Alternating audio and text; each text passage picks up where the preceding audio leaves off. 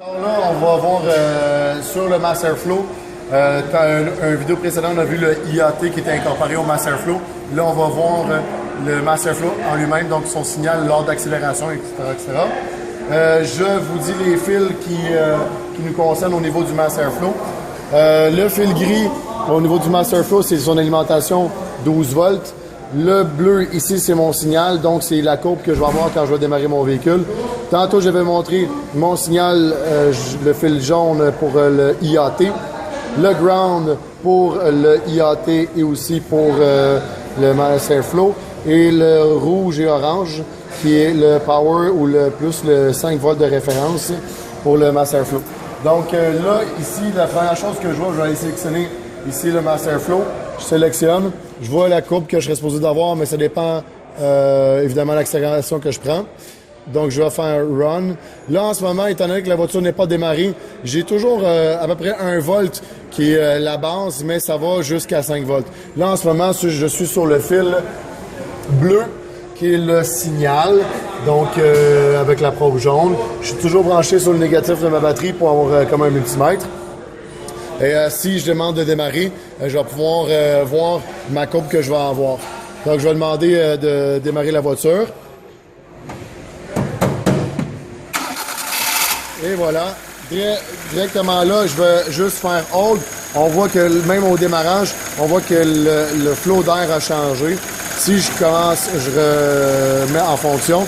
Quand je vais appuyer sur l'accélérateur au niveau du pavillon des gaz, on va voir le flow, je vais le faire.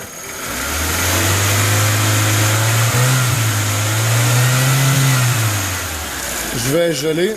On voit que j'ai donné quelques coups de gaz et on voit que le flow a changé. Si j'allais sur les datas du module, les datas du ECM, ben là, je pourrais voir aussi que les quantités d'air qui auraient rentré auraient changé.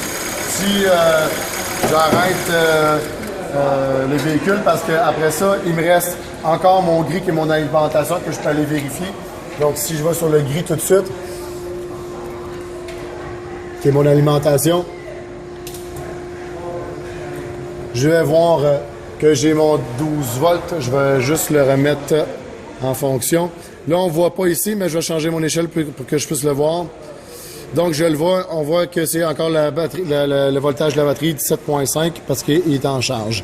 Si on, là, après ça, il reste le 5 volts de référence, qui est mon fil rouge et orange.